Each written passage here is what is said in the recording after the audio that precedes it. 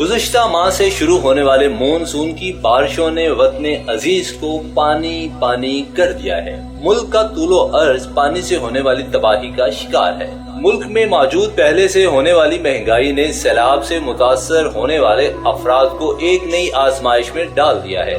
NDMA کی reports کے مطابق سیلاب سے ہونے والے نقصانات کچھ اس طرح سے ہیں۔ سندھ میں گزشتہ 24 گھنٹوں میں 76، KPK میں 31 افراد لقمہ اجل بن چکے ہیں۔ گلگت بلتستان میں 6، بلوچستان میں 4 اور آزاد کشمیر میں 1 افراد سیلاب کی وجہ سے اپنے خالق حقیقی سے جا ملا ہے۔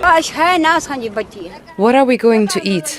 We are completely lost. I'm very worried about our children. They have nothing to eat and nothing to wear.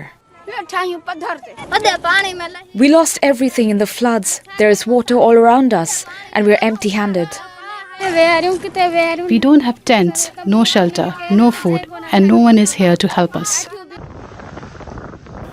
24 جون سے اب تک 133 افراد اپنی جان کی بازی ہار گئے ہیں۔ سیلاب سے 2,81,422 گھر مکمل تباہ ہو گئے ہیں۔ 6 لاکھ مکانات کو جزوی طور پر نقصان ہوا ہے، جبکہ اس کے ساتھ ساتھ 149 پل بھی سیلاب کی نظر ہو چکے ہیں۔ ملک بھر میں 456 مرد، 207 عورتیں اور 348 بچے اس سیلاب کی نظر ہوئے۔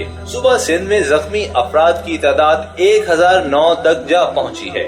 NDM کی رپورٹ کے مطابق ملک بھر میں اب تک 7,19,558 مویشی سیلابی ریلوں کی نظر ہو چکے ہیں۔